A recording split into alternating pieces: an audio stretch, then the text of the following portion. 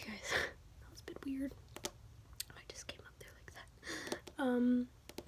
So this is going to be a soft-spoken video.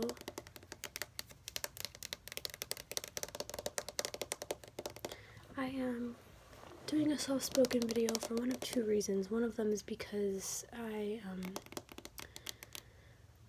I'm not going to be using my original microphone for a little bit anymore, just for the reason due to being that it hasn't been syncing with my videos properly, and it's been kind of like the sound has been off with the actual video itself.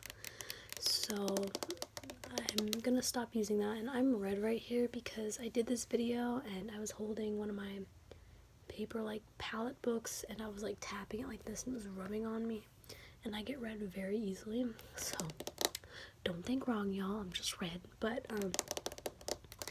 yeah, it hasn't been syncing properly, so I'm going to be doing a soft-spoken video for that reason, and also because when I normally do these videos, I have the microphone near my mouth, and I feel like if I'm whispering, this microphone isn't gonna pick it up that well. So that's another one of the reasons why. Okay, so this is a, I don't want to lift it up so much, there we go, oh god. This is a, light board, and, basically this is just used for, like tracing stuff, and a lot of the tattoo artists use it. I don't know if you guys have ever been into a tattoo shop and watched someone trace something, but when they trace, they normally have like a beam of light under their drawing just to trace it.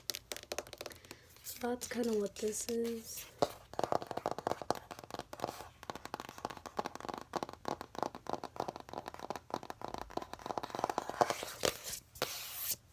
Makes some good sounds.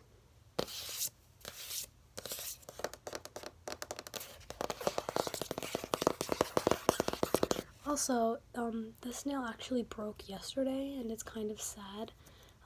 Because I've been trying to grow them out so they're all even, and now they're all not even, so I'm gonna trim them, but I just wanted to do this video first so I can keep the good nail sounds.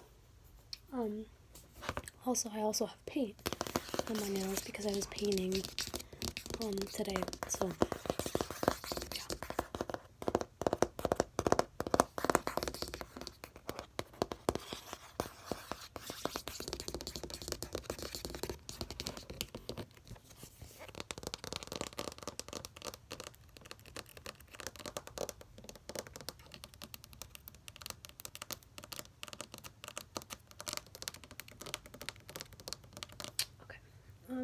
So that's the light board, tracing board. You can call them pretty much anything that involves light, tracing board in it. The next thing I'm going to tap on is, by the way, the title of this video is tapping and scratching on random things, but I'm really just going to be tapping on a bunch of my art stuff. So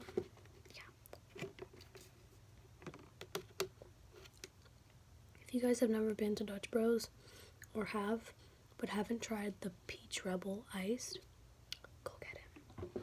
If you like the Monster energy drink, that's kind of what it reminds me of. So next, I have some of my paints.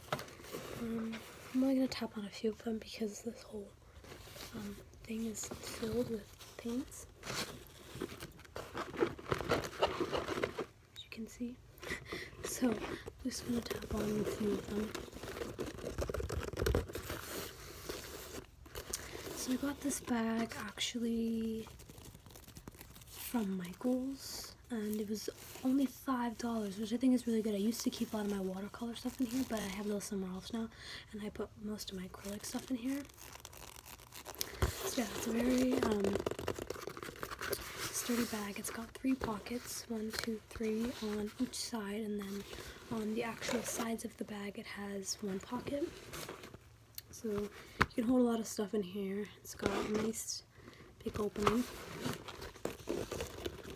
So there's 2 acrylics that I enjoy using, and there's also more acrylics that I enjoy using. I'm just either out of them or I can't afford them right now. Like like I'm out of them and can't buy them anymore.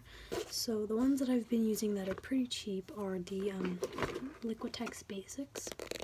And I actually really like these paints. I was a bit skeptical about them at first because I was scared they were going to be like children's paint and like student grade, not like your top level artist grade paint. And at Michaels, they're pretty cool. They have like the level 1, level 2, level 3 like professional grade paints. And this was under level 1, and I was a little bit scared because I didn't know how they were going to come out, but they're actually really good. And especially if you're a beginner and you want to do big pieces, or if you're if you've been doing art for a long time and you like do bigger pieces and you don't want to blow money on one tube just to use it, these are really good. These are only $5 at my Michaels, which is super cheap for acrylic paints. There's acrylic paints that range from $5 to $20. Like, it's kind of insane. $20 mainly for the bigger tubes. If you're trying to get like a tube, let's say this size, most of them will vary depending on the color from like 10 to 17. I think 17 is the highest I've seen a color in this size tube. Sometimes they're a little bit bigger like that and they're 17, but for the bigger tubes like this of the brand that's $17 or whatever, oh crap,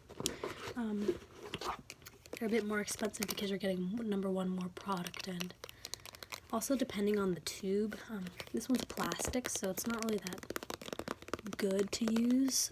They're better when you have the foiled ones because you can roll the paint down and then it will stay there. These ones you have to constantly squish down and it's a little bit annoying, but they're good paints. I like them. This one's white. Crap, just got it on my hand. It's alright, just wipe it on my pants. We got the paint pants on. You guys want to see my paint pants? I started a new pair because my older pair was so bad I had to like stop using them, so I don't know if you guys can see them. You probably can't, but they're just like black pants with paint all over them. So yeah, another paint that I enjoy using are the Winsor Newton ones. These ones are super pigmented, super nice, and they're super cheap as well. The only downside I would say is the basics one have more milliliters. These are 118, these are 60, and they're the same price. So you can pretty much get this for cheaper if you wanted to. Well, not cheaper because they are the same price, but for more product, this one's the better way to go. But the basics brand doesn't sometimes have all the colors, either in stock or in general, of some of the other brands, so it's kind of hard to try to do that. And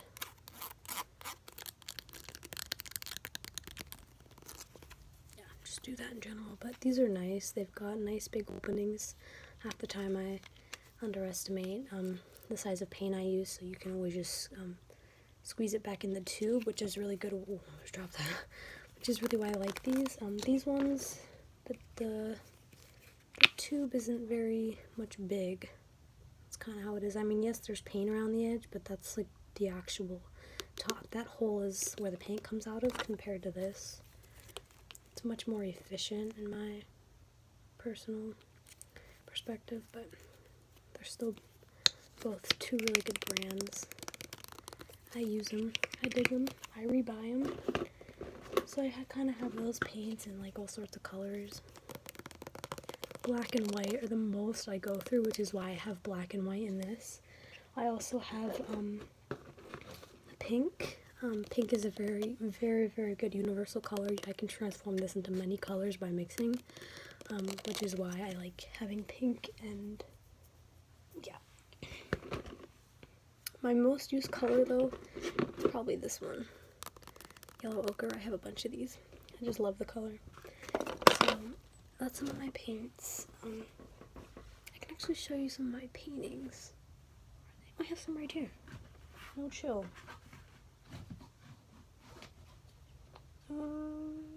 I have 4, so which one should I show?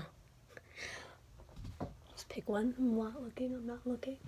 Okay, this is the one that's in my hand. Alright, so this is one of my paintings. This one was done a while ago, actually. Not a while ago, like a week ago, but for me that's a while ago because I'm trying to paint all the time. This is just an abstract female. She's actually not completed yet. I just didn't have enough white paint to finish her. So now that I have more white paint, I've just been too lazy to go back and give her more highlights and fix her lips and stuff, but she doesn't look bad as one of the other ones. I'll just go with the most easily accessible one, which is this one. Well, it kind of looks cool from the back. You can't even see. I can see when I'm looking at it through the window. This is another abstract drawing. I think, yeah. This is just another abstract drawing, and it's of a male. I tried to go for like the African culture and half dark, half white, light side. So kind of got what I wanted. And yeah, red I also use quite a lot. Red and that vermilion yellow. The yellow isn't in that, or ochre. Why am I saying vermilion yellow? That's not what I meant to say. The ochre one. The ochre isn't in any of those paintings because those ones were mostly based on light pastel colors almost and really dark colors. So the yellow doesn't fall into that. The last thing I'm going to, actually I'm going to tap on a few stuff, but it's going to be quick, so we're going to do like minute taps. So this is one of my books, sketchbooks. I have tons of sketchbooks. Most of them are filled up.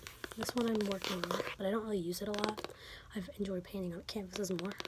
So this is one of them. I just kind of do in here little sketches.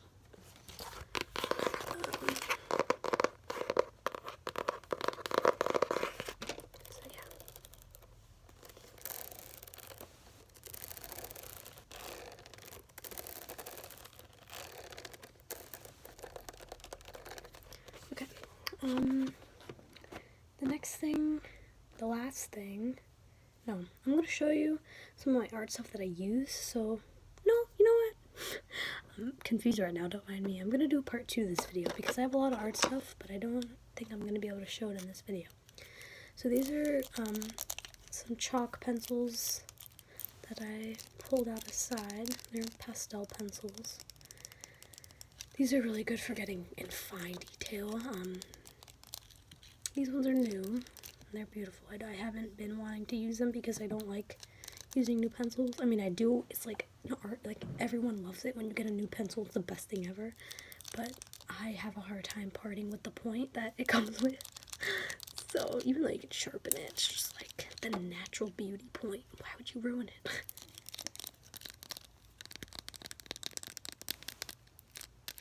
So yeah, these are the General's pastel chalk. They come with the colors and the numbers. I go by the numbers, like 4414, 4411, 4408. I know them by numbers. I don't really go by the colors, but you can, I guess. This one's violet, burnt carmine, and white.